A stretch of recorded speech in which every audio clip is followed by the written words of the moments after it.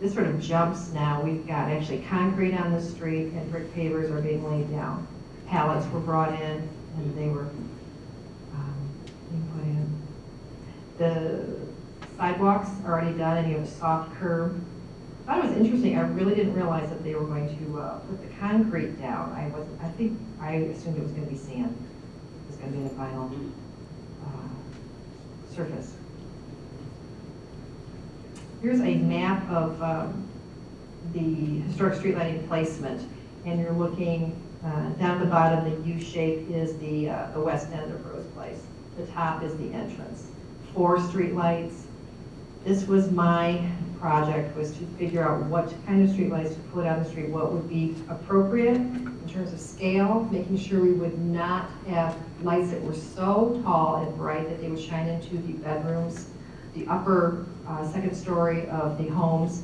You have such a narrow space down there, so that was a huge concern for me. I talked to consumers and so many different companies around the country that were making historic cast iron lights. Now, Kalamazoo mostly has breakaway fiberglass lights. Those really tall lights you see, I believe, are fiberglass, so if a car would have hit them, they would fall over and no one would be hurt. Ours are cast iron. We are hoping no one's going to be at high rates of speed going down a Little Court Street. So, a company called Visco. Here I am. I was so concerned. I had to make my own model. My 9-foot model, I believe, and there's our friend Nelson Nave, architect from Kalamazoo. Probably a lot of you know Nelson, and he was there to confirm that yes, indeed, this was a good proportion to the buildings, to the street, to the scape, everything. And this was the design that we chose. There's a plastic globe on top, and we have a high pressure sodium light bulb in there with a house shield, so it has this sort of shield that comes around the house, and then the light is supposed to go out away from the home. And we wanted to give the feeling of that gas light. Gas light was not going to work, and I had to do a ton of research. I probably spent 6 months researching, talking to consumers, lighting companies. Oh, just they were so tired of me. And here we are, showing it at another location. I think this is probably February.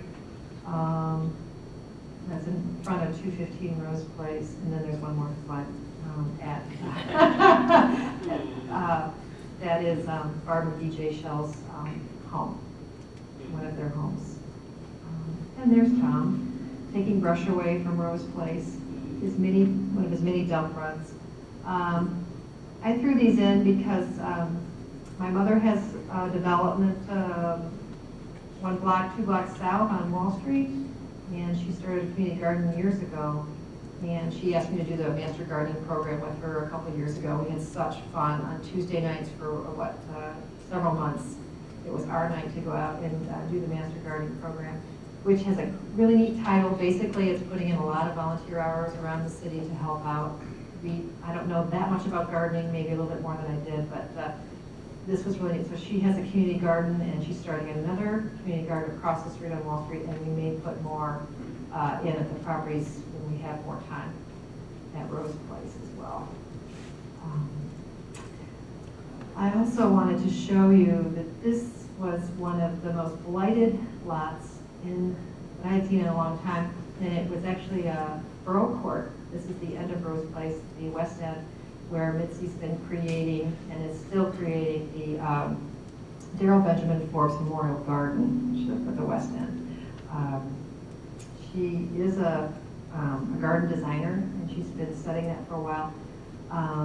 Darrell Benjamin Forbes was very instrumental in this project. She worked with us. She was at the city in community planning and development, the director, and she and Mitzi became very good friends, and when they were talking about the streetscape or the court project and which court to look at, Darrell came down to the court and was just convinced this would be a great project for the city, a model project.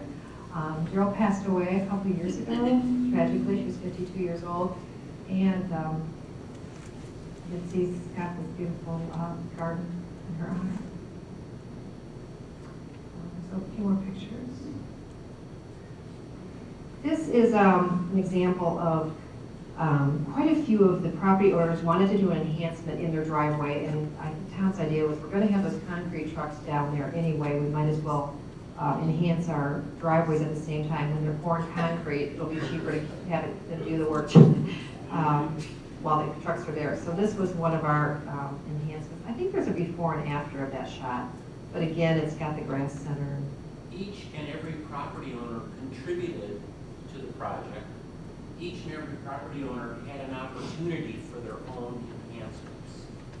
And those property owners that were more involved and more assertive ended up with perhaps more dollar enhancement, but it certainly came with labor, and I mean, it was all sweat equity. And this 215 Rose Place received the ribbon driveway. Other driveways were paver block on sand. So the before and after is very dramatic as far as a cohesiveness, because every property got attention for sure. Go ahead, we can talk about that slide. Oh, time to change the water shutoffs for each building. Along the project, the inspection was done for the storm sewers, the soil sewers, and the water mains were all changed over and readjusted because the grade and level of the street was going to be lowered, so they had to lower all of the shutoffs. And this gentleman is digging Rose Place.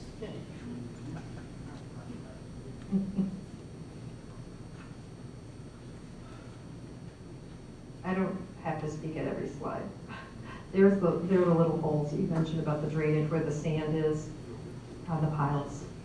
They actually took a tool and when concrete was wet, they perforated the concrete for the drainage.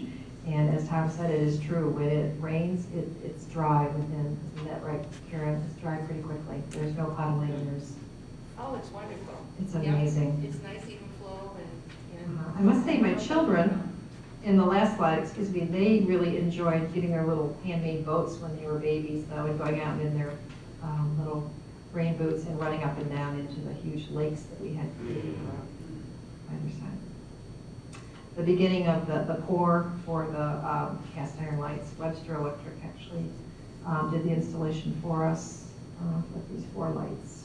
The city advised us to not put these street lights on the city grid. So each of the properties that house a street light pays for the utility electrical. And that was the only way that really made sense, other than driving a new electric grid under the street. So each of the houses that are serviced or that have a foundation and a street light actually pay for the utility. What does it add to the bill?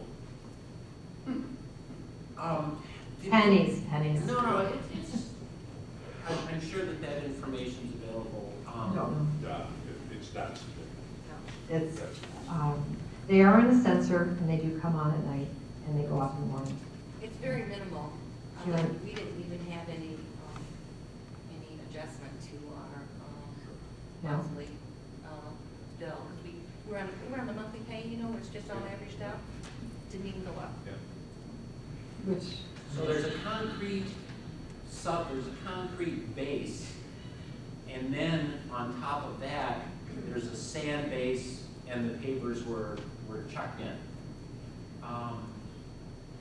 So that, the whole, which was a surprising engineering feat to us, because we presumed they were going to use gravel, sand, paver block. But so this is the integrity of the street. I remember This.